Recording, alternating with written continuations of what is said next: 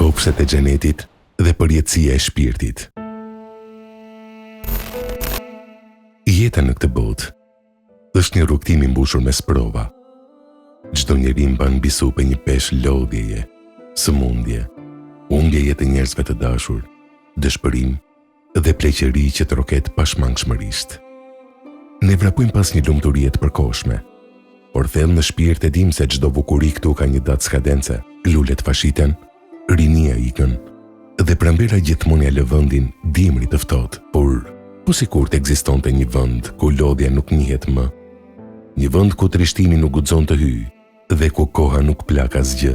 Ky vend nuk është një mit apo një ëndër njerëzore. Ai është destinacioni i fundit, premtimi pa luajtshëm i krijuesit për ata që besuan dhe bën durim. Sot do të udhtojmë me sytë e shpirtit drejt vendbanimit më të bukur të imagjinueshëm, kopshtet e xhenetit. Një vend që syri nuk e ka parë kurrë, veshi nuk ka dëgjuar për të, dhe mendja e njeriut nuk ka mundur kurrë ta konceptojë plotësisht. Zoti i gjithësisë në Kur'anin e Madhërisëm ne i ka hapur dyert e këtij destinacioni përmes fjalëve të tij, të cilat të prekin në palc. Ai na tregon se xheneti nuk është thjesht një kopësht i vetëm, por një tërësi kopshtesh madhështore, ku çdo gjë funksionon jashtë ligjeve të kësaj bote fizike.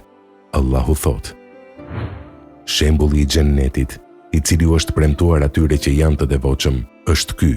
Në të ka lumenj me ujë të paprishur, lumenj me qumësht, me shije të pandryshuar, lumenj me verë të xhenetit, të shishme për ata që e pinë, dhe lumenj me mjalt të kulluar.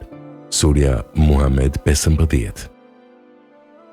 Mendojeni këtë imazh, lumenj që nuk rrjedhin mbi shtretër balte e gurësh si në tokë, or që përshkojnë kopshtet mbi shtretër prej myshkut të parfumosur, rëre prej margaritarësh dhe xhebahirësh.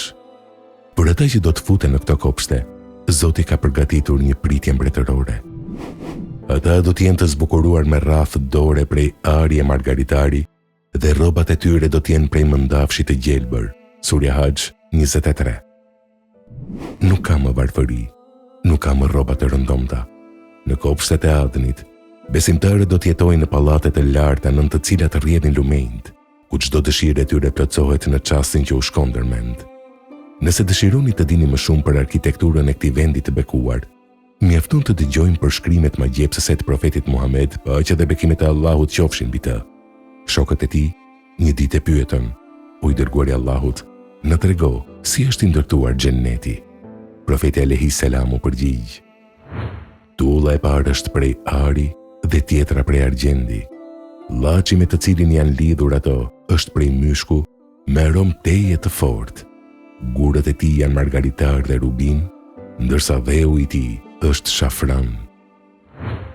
Ai po ashtu na tregoi për pemat e xhenetit.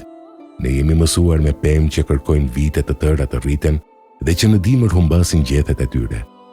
Por në kopshtet e xhenetit nuk ka asnjë pemë në xhenet e që trupi i saj të mos jetë prej ari, dhe hija e tyre është aq gjigande, saqë siç thot profeti alayhis salam, nëse një kalorës do të udhtonte nën hijen e një peme të vetme të xhenetit për 100 vjet me kalin e tij të shpejt, nuk do të mund t'i dilte në fund asaj hijeje. Kjo është hapësira.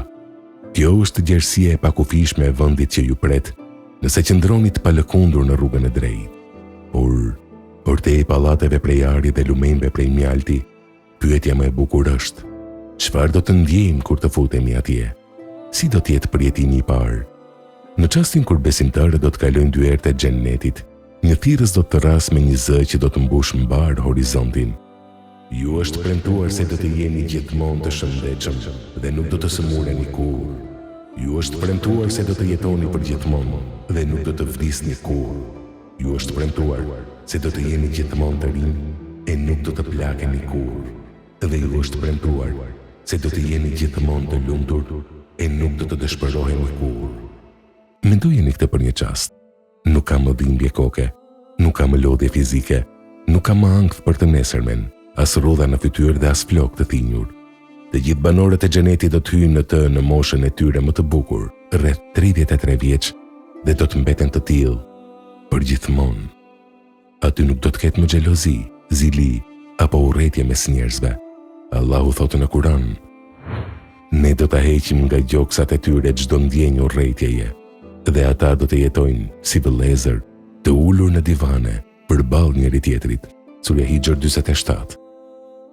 Bisedat e tyre do të jenë plot paqe, dashuri dhe respekt. Nuk do të dëgjohet asnjë fjalë kot, asnjë fyerje dhe asnjë thashethem, vetëm paqe mbi paqe. Mund të mendojmë se ngrënia e frutave të shijshme, pirja nga lumenjtë e bekuar dhe takimi me të dashurit tanë është kulmi i lumturisë në xhennet. Por ekziston një dhuratë tjetër aq e madhe, sa që kur banorët e xhenetit ta marrin atë, do të harrojnë çdo mirësi tjetër që kanë shijuar deri në ato çaste. Profeti Muhammed alayhis salam na e ka përshkruar këtë moment madhështor. Kur banorët e xhenetit të jenë sistemuar në vendet e tyre, Zoti i gjithësisë do t'i thërras: o banorë të xhenetit, a dëshironi që t'ju jap edhe diçka më shumë? Ata do të thonë: o Zot, a nuk na i zbardhe fytyrat tona? A nuk na futi në xhenet dhe na shpëtove nga zjarri? Atëherë, krijuesi i qejve dhe i tokës do të largoj perden e tij të dritës dhe banorët e xhenetit do të shikojnë drejt atij. Profeti alayhis salam thotë: nuk do t'u jetë dhënë atyre asgjë më e dashur se sa shikimi tek Zoti i tyre. Ky do të jetë kulmi i ekstazës shpirtërore, shikimi i atij që të krijoi, atij që të fali kur gabove, atij që të furnizoi kur ishe në nevojë dhe që të udhëzoi drejt kësaj rruge të bukur. Kopshtet e xhenetit nuk janë thjesht një tregim i bukur për të kaluar kohën. Ato janë qëllimi i vërtetë i jetës tonë. Kjo botë është arat ku ne mbjellim sot, ndërsa xheneti është vendi ku do të korrin frytet e asaj që mbollëm.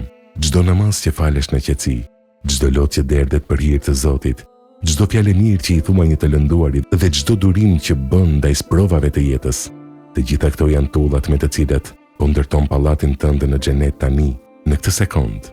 Kur lodhja e kësaj bote të rëndojë mbi supe, kujto kopshtet e Adnit. Kujto se kjo jetë është vetëm një urë e shkurtër dhe pasaj fillon përjetësia. O Allah, o krijuesi i qejve dhe i tokës, na bëj prej atyre që me besimin dhe punët e tyre të mira fitojnë të drejten për të hyrë në kopshtet e xhenetit. Na pastro zemrat nga likësit, na jep durim në sprova dhe na mundsoj që në ditën kur të takohemi me ty të na thuhet: hyni në të, në paqe dhe siguri.